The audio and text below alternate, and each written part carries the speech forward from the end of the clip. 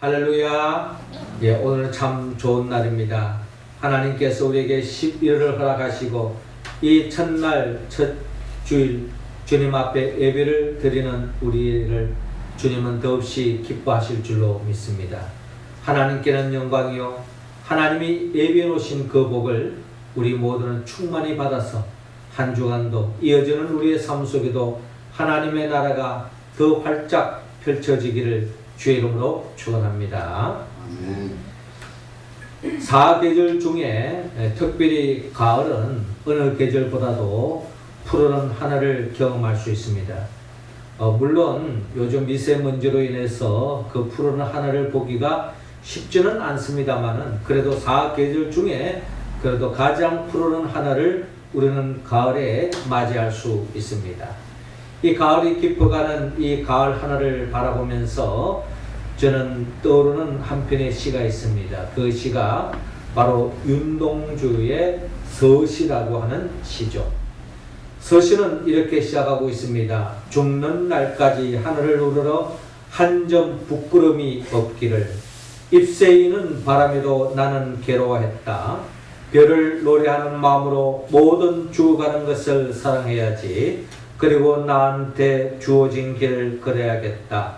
오늘 밤에도 별이 바람에 스치운다 하는 윤동주의 시입니다. 시인은 이렇게 고백합니다. 죽는 날까지 하늘을 우러러 한 점 부끄러움이 없기를. 죽는 날까지 하늘을 우러러 한 점 부끄러움이 없기를. 이 시인이 하늘을 우러러 하나님 앞에서 그런 한 점 부끄러움 없기를 몸부림치는 윤동주 시인을 볼 수가 있습니다. 윤동주는 기독교인이기 때문에 하늘을 우러러 한 점 부끄러움이 없기를 하는 이 시기에는 결국 하나님 앞에서 한 점 부끄러움이 없는 인생을 살고자 하는 그런 다짐, 그런 고민이 이 시에 고스란히 담겨져 있는 것 같습니다. 하늘을 우러러 한 점 부끄러움이 없기를, 이는 예수님의 마음과 다름이 없습니다. 예수님은 이 땅을 살아가면서 끊임없이 기도하시는데 그 기도는 나의 원대로 마옵시고 아버지의 뜻대로 하옵소서. 하나님 아버지의 뜻을 이루기 위해서 몸부림치고 기도했던 것이 바로 예수님의 삶의 모습 아니겠습니까? 그 삶을 그대로 이어받아 윤동주 시인과 같은 그런 마음으로 고민했던 또 하나의 믿음의 선배가 있는데 그분이 바로 503년 전에 종교개혁을 일으켰던 마틴 루터인 것입니다. 마틴 루터는 그 당시에도 지금으로 말하는 천주교, 이 천주교가 형식적인 종교적인 모습은 가지고 있지만 하나님의 말씀을 읽지만 하나님의 말씀을 가르치지만 하나님의 말씀과는 너무나 동떨어진 삶, 너무나도 동떨어진 교리를 지키고 또한 하나님의 말씀과는 너무나도 거리가 먼 그와 같은 삶을 살아가는 그와 같은 중세 교인들을 바라보면서 마틴 루터는 종교 개혁을 일으켰습니다. 마틴 루터는 하나님 보시기에 부끄럽지 않는 교회가 되어야 되겠다. 성도가 되어야 되겠다. 몸부림치면서 종교 개혁을 일으켰는데 우리 교회도 그 종교 개혁을 기점으로 해서 우리 개신교, 우리 명륜제일교회도 그런 종교 개혁을 통하여서 시작된 교회다라는 것입니다. 그러므로 우리 교회는 윤동주 시인의 심정으로 하늘을 우러러 한 점 부끄럼이 없는 그런 교회, 그런 교인으로서 우리의 모습이 거듭나야 할 것입니다. 그저 형식적으로 보내는 종교 개혁이 아니라 그 종교 개혁의 정신으로 돌아가서 하나님 보시기에 부끄럽지 않는 우리 교회, 우리 성도가 되기를 힘쓰는 우리의 모습이 되어야 될 것입니다. 이게 바로 오늘 본문을 통하여 우리에게 밝히고 있는 하나님 아버지의 뜻이다라는 것입니다. 오늘 성경의 본문의 말씀은 하나님 보시기에 부끄럼 없는, 한 점 부끄럼 없는 교회로 나아가기 위해서는 우리 교회가 어떤 교회로 나아가야 할 것인가? 먼저 오늘 본문의 말씀 3절을 통하여 말한 대로 행하라고 먼저 주님은 우리에게 말씀하고 있습니다. 3절 말씀 우리 같이 한번 읽어봅시다. 시작. 그러므로 무엇이든지 그들이 말하는 말은 행하고 지키되 그들이 하는 행위는 본받지 말라. 그들은 말만 하고 행하지 아니하며. 아멘. 자, 오늘 본문 1절에 이에 예수께서 무리와 제자들에게 말씀하여 이르시되 서기관들과 바리새인들이 모세 자리에 앉았으니라고 주님께서 먼저 말씀하고 있습니다. 예수님께서 많은 무리들과 제자들을 불러 모으시고 예수님께서 서기관들과 바리새인들에 대하여 말씀하고 있는 것입니다.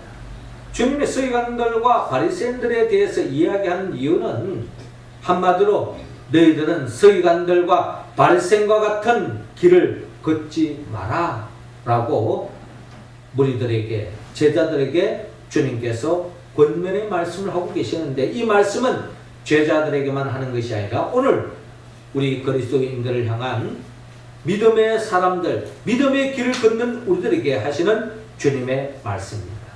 그렇다면 서기관들과 바리새인들은 어떤 길을 걸어갔느냐? 그들은 모세의 자리에 앉아 있었다라는 겁니다. 모세의 자리에 앉아 있었다는 말은 그들은 모세가 하나님을 통하여 전달받았던 그 율법의 말씀, 모세 오경을 중심으로 한 하나님의 말씀을 그들은 받아들이고 그 말씀대로 산다고 자부했던 것이 바로 서기관들과 바리새인들의 삶의 모습이었다.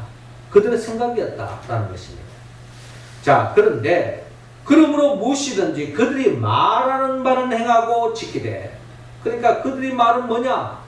모세 율법을 통하여 들려주셨던 말씀, 그 말씀은 행하고 지키되 그들이 행하는 행위는 본받지 마라 라고 주님께서 말씀합니다. 그들이 어떤 삶을 살았기에 그들의 말은 행하고 그들이 하는 행위는 본받지 말라라고 주님이 말씀합니까? 이어 주님이 말씀합니다. 그들은 말만 하고 행하지 아니하며.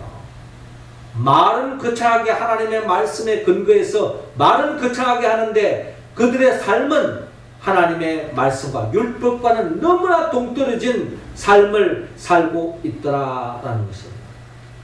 그러면서 4절에 또 무거운 짐을 묶고 사람의 어깨에 지우되 자기는 이것을 한 손가락으로도 움직이려 하지 아니하며 라고 말씀합니다. 말은 거창하게 하나님의 말씀에 근거해서 이야기하는데 그들의 삶의 내면을 들여다보았더니 그들의 삶에는 하나님의 말씀, 율법 정신과는 너무나 동떨어진 삶을 살고 있더라라는 것입니다. 한 손가락으로도 움직이려 하지 않는다. 말씀 따로 삶에 따로 움직이고 있더라라는 겁니다. 자, 이 말씀을 보면 지금 바리새인과 서기관들에게 하는 말이지만 결국 이 말씀을 읽는 우리들에게도 이 말씀을 읽을 때마다 마음의 찔림을 받는 것이 우리의 모습입니다. 특별히 하나님의 말씀을 대언하는 이 설교자로서, 목사로서 이 말씀을 들을 때마다 뜨끔할 때가 많이 있습니다. 하나님의 말씀을 전가하고 전파하지만 정작 나는 하나님의 말씀대로 살고 있는가라고 생각할 때 부끄럽게 짝이 없는 거죠. 우리 그리스도인들도 마찬가지입니다. 세상 사람들에게 나는 그리스도인이다, 예수를 믿는다고 하지만 정말 우리는 예수님의 말씀대로 살고 있는가라고 생각할 때 우리는 우리의 모습이 부끄러울 때가 없지 않아 있다. 이 바리새인과 서기관들이 그랬다는 거예요. 말씀은 거창하게 하지만 그들의 말한 대로 행동하지 않고 살아가는 겉과 속이 다른 모습이라는 것입니다. 이러한 모습을 주님은 원치 않는다.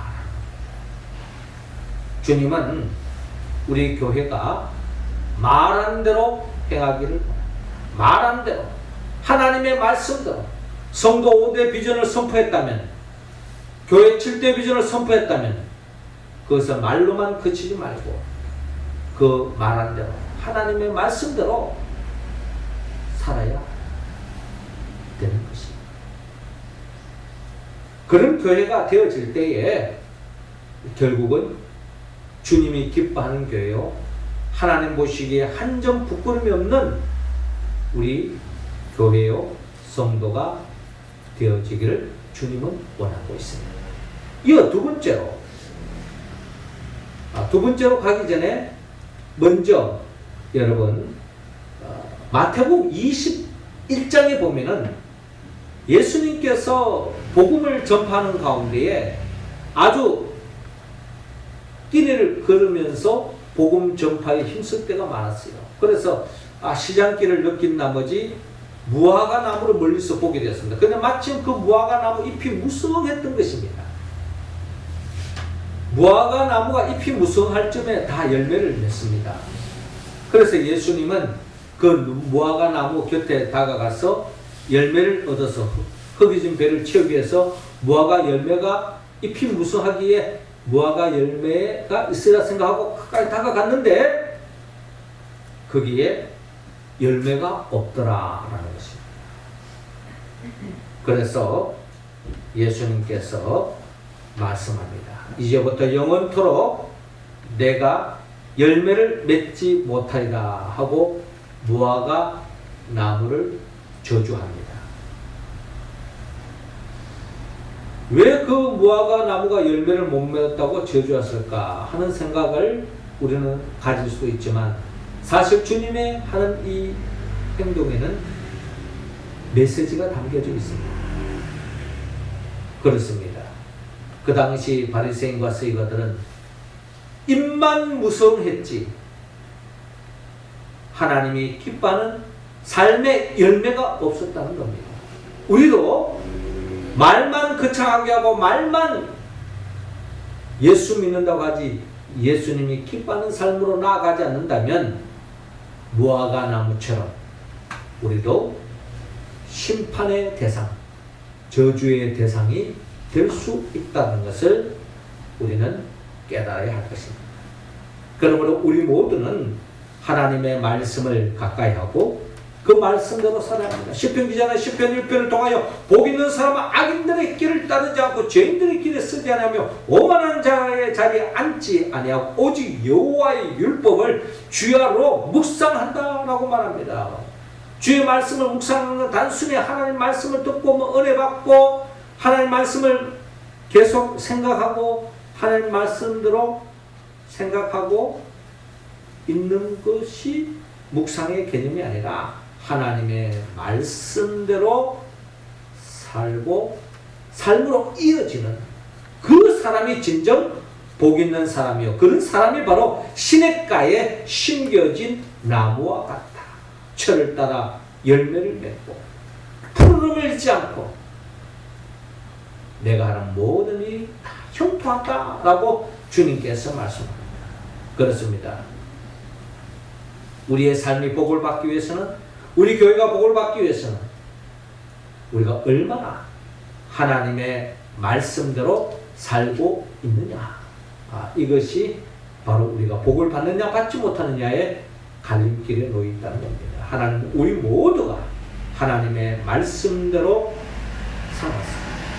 진정한 하나님이 기뻐하는 교회로, 교회 성도로서 복받는 우리 모두가 되기를 주의 이름으로 축원합니다. 이어 두 번째로 주님은 5절을 통하여 겉보다 속이 더 좋아야 한다고 말씀합니다. 5절 말씀 우리 같이 한번 읽읍시다. 시작. 그들의 모든 행위를 사람에게 보이고자 하나니 곧 그 경문띠를 넓게 하며 옷수를 길게 하고. 아멘. 자, 이어지는 5절을 보니까 그들의 모든 행위를 사람에게 보이고자 하나니, 그러니까 이 바리새인과 이 서기관들은 사람에게 굉장히 의식하고 살아가는 것을 볼 수 있습니다. 우리가 사람을 의식하지 않고 살아갈 수는 없습니다. 더불어 살아가는 우리 이 세상 속에서 사람의 의식, 사람이 나를 어떻게 보고 나를 어떻게 생각하느냐가 참 중요합니다.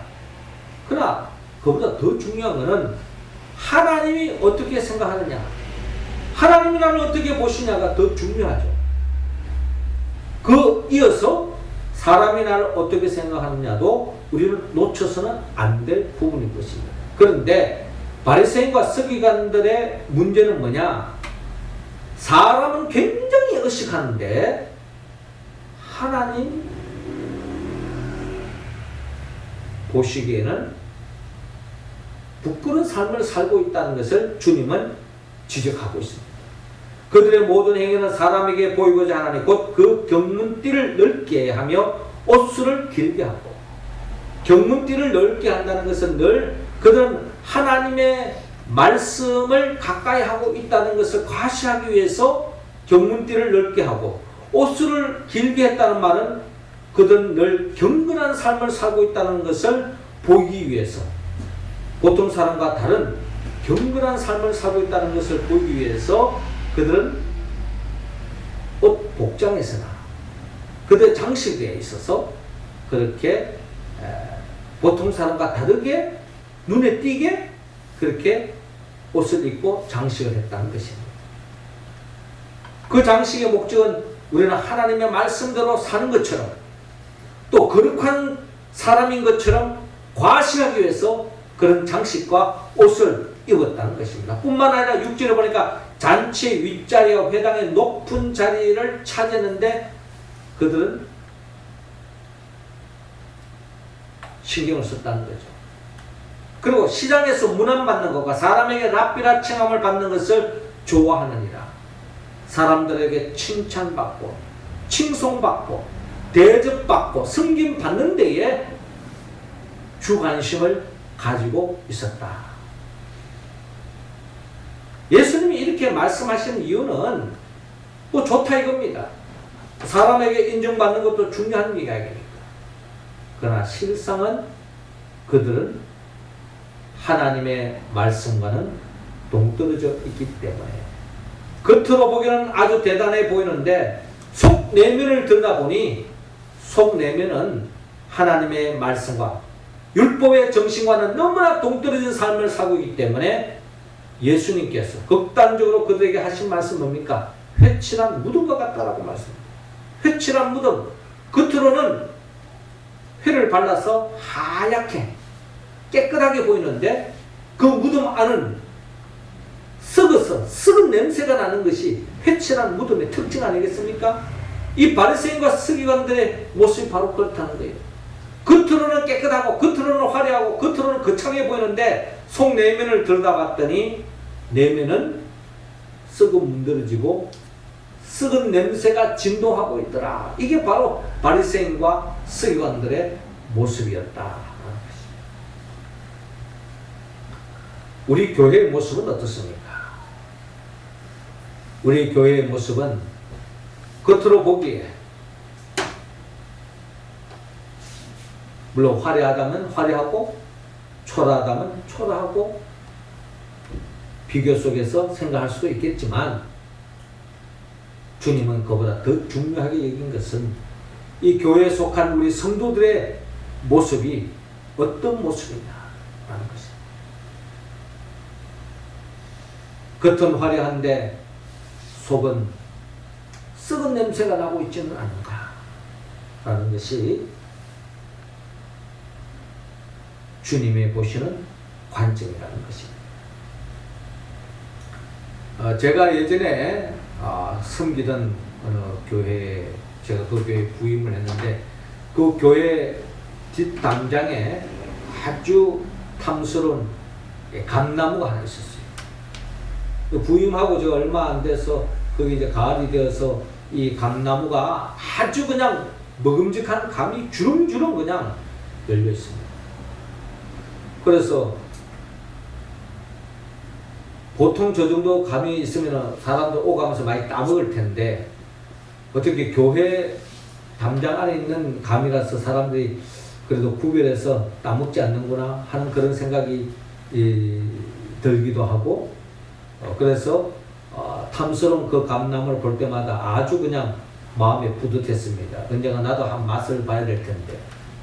근데 알고 봤더니 그 감람과 이 감이 뜬감이었습니다. 단감이 아니고. 뜬감을 한번 먹어본 사람은 아시겠지만 이 뜬감은요 먹을 게 못 됩니다. 아무리 배가 고파도 사과는 먹을 수 있지만 이 뜬감은 먹을 수가 없어요. 뜬감은 그냥 고문입니다. 고문. 입에 넣는 그 순간에 그 뜨뜨리한 맛은 이로 말할 수 없는 거죠. 이게 바로 그 감을 보면서 조금 시각적으로는 좋았는데 실상 먹어보니 뜬감이었더라. 우리 교회를 바라보면서 겉으로는 그리스도인이다, 겉으로는 교사다, 겉으로는 목사다 라고 이야기하고 겉으로는 하나님의 백성이다 라고 이야기하지만 실상 하나님 보시기에 부끄러운 삶을 산다면 마치 뜬감과 같은 하나님 앞에 크게 실망 주는 우리의 모습이라고 생각할 때에 우리는 하나님의 책망의 대상이 될 수밖에 없을 것입니다. 겉으로는 양의 탈을 썼지만 속으로는 늑대와 같은 심정을 품고 있을 때 주님은 우리를 책망할 수밖에 없을 것입니다. 결국 주님의 가슴에 못을 박는 것이요 주님을 또다시 십자가에 못 박히는 행위와 다름이 없다라는 것입니다. 바리새인과 서기관들, 그들은 겉으로는 하나님을 믿는 척, 겉으로는 그 누구보다 하나님 말씀대로 사는 척, 거룩한 척했지만 그들의 내면은 썩어 냄새나는 삶이었다. 우리 자신을 살펴보고 우리 자신은 그런 삶에서 청산해야 할 것입니다. 그럴 때 진정 주님이 기뻐하는 교회, 하늘 우러러 한 점 부끄럽는 그런 교회로 거듭날 줄로 믿습니다. 마지막 세 번째로 주님은 오늘 본문 12절을 통하여 섬기는 자가 되라고 말씀하고 있습니다. 12절 말씀 우리 같이 한번 읽겠습니다. 시작. 누구든지 자기를 높이는 자는 낮아지고 누구든지 자기를 낮추는 자는 높아지리라. 아멘. 자, 이어서 8절을 보니까 그러나 너희는 랍비라 칭함을 받지 말라. 너희 선생은 하나요 너희는 다 형제니라 라고 말씀합니다. 그런데 예수님께서 이 바리새인과 서기관들을 놓고 지금 계속 무리들과 제자들에게 권면의 말씀을 들려주고 있는 겁니다. 그들은 말은 거창하지만 말씀대로 살고 있지 않아요. 그들은 겉으로는 화려하지만 속으로는 썩어져 있어. 뿐만 아니라 그들은 랍비라 칭함을 받지 말라라고 말씀하시는 이유는 바리새인과 서기관들처럼 남들로부터 존경받고 대우받고 대접받기는 급급하지만 그들은 섬길 줄 모르고 남들보다 더 우월감에 빠져있다. 그래서 너희는 다 형제다라고 주님은 말씀합니다. 주님은 우리들에게 말하기를 사람 위에 사람 없고 사람 밑에 사람이 없다는 거예요. 우리는 다 형제라는 겁니다. 땅에 있는 자들은 아버지라 하지 말라. 너희의 아버지는 한 분이시니 곧 하늘에 계시니시니라. 또 지도자라 칭함을 받지 말라. 너희 지도자는 한 분이시니 곧 그리스도시니라. 지도자를 칭함을 받지 마. 선생이라고 부름을 받지 마라. 남들보다 뭐가 하나 더 위에 있는 것처럼 그렇게 자부하지 말라는 거예요. 그런데 관심 갖지 말라는 겁니다. 우리는 다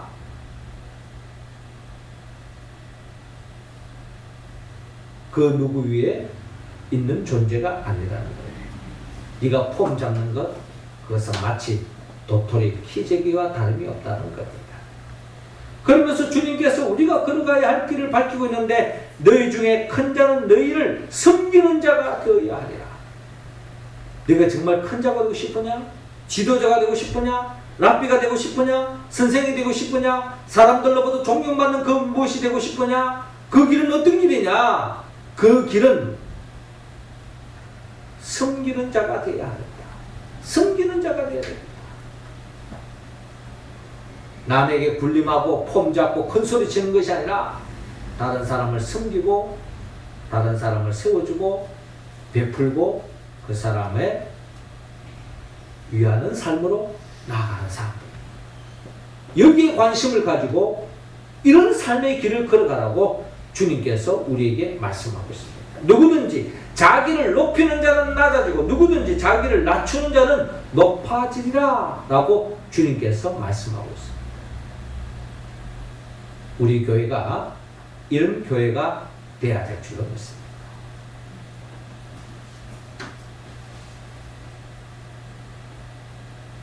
누구든지 자기를 높이는 자는 낮아지고 누구든지 자기를 낮추는 자는 높아지리라. 사람에게 올감을 받지 말고 하나님 앞에 철저하게 섬기는 자가 되어줘. 진정 하나님을 잘 섬기고 하나님을 사랑하는 사람은 내 이웃을 내 몸과 같이 사랑할 수밖에 없고 내 이웃을 섬기는 자의 삶으로 나아갈 수밖에 없다는 것입니다. 그런 사람을 하나님은 높여주신다는 것입니다.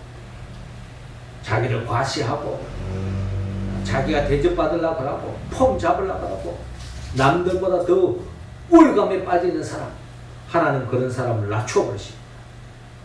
그러나 다른 사람을 세워주고 다른 사람을 챙겨주고 대접하고 섬기는 사람, 사랑하는 사람, 주님은 더 사랑하시고 그런 사람이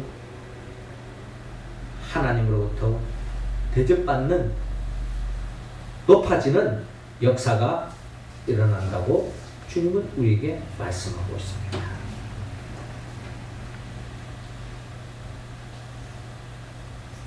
서기관과 바리새인들처럼 섬김을 받으려고 혈안하지 말고 섬기는 자가 되라고 주님은 말씀하고 있습니다.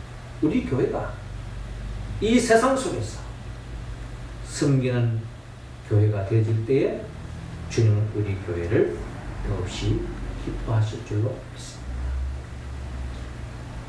예수님께서 제자들의 발을 씻듯이 이 세상의 부족함을 씻어주고 감싸주고 또한 치유해가는 그 길을 걸어가기를 주님은 원하고 있습니다. 사랑하는 성도 여러분, 이 가을 하늘, 푸른 가을 하늘 아래에 윤동주 시인이 하늘을 우러러 한 점 부끄러움이 없기를 몸부림쳤던 것처럼 우리도 종교 개혁일을 하루 보내고 이 11월 첫 주에 정말 하나님 보시기에 이 푸른 가을 하늘 아래에서 우리 명륜교회가 한 점 부끄러움 없는 교회가 되기를 주님은 원하고 있습니다. 그러기 위해서는 말씀대로 행하고 그것보다 속을 더 중시 여기고 섬기는 자가 되어야 된다고 주님은 말씀하고 있습니다. 우리가 어떻게 이 말씀에 응답할 수 있습니까? 성령의 도움이 없이는 이 말씀에 응답할 수 없습니다. 성령의 도움이 없이는 우리는 말씀대로 절대로 살지 못합니다. 그 속보다 그것을 더 중시 여깁니다. 그리고 섬김기보다는 섬김 받는 것이 더 관심을 갖는 것이 우리의 모습이라는 겁니다. 그러나 성령 충만해질 때 우리는 이 말씀에 응답할 줄로 믿습니다. 성령은 예수부터 영입니다. 예수님은 누구입니까? 예수님은 우리를 위하여 친히 십자가에 못 박혀 죽으시고 죽은 자 가운데 3일 만에 부활하신 분입니다. 그 예수 그리스도의 보혜사 성령의 도우심으로 주님의 말씀을 들음으로 그치는 것이 아니라 그 말씀대로 살아가고 그것보다 속을 더 중시 여기고 섬김 받기보다는 섬기는 자의 길을 걸어가 하나님께 영광 돌리고 하나님 앞에서 이 가을 하늘 푸른 가을 하늘 아래 한 점 부끄러움이 없는 우리 성도 우리 교회가 될 수 있기를 주의 이름으로 축원합니다. 기도드리겠습니다. 하늘에 계신 우리 아버지, 이 시간 우리 한 사람 한 사람에게 성령의 기름을 부어주시고 성령 충만하여 하나님의 말씀대로 살게 하여 주옵시고, 그것보다 속을 더 중시 여기며 또한 섬김 받기보다는 섬기는 자의 길을 걸어라. 진정 하나님이 기뻐하는 주의 몸된 교회 성도들 다 되게 하여 주옵소서. 예수님의 이름으로 기도드리옵나이다. 아멘.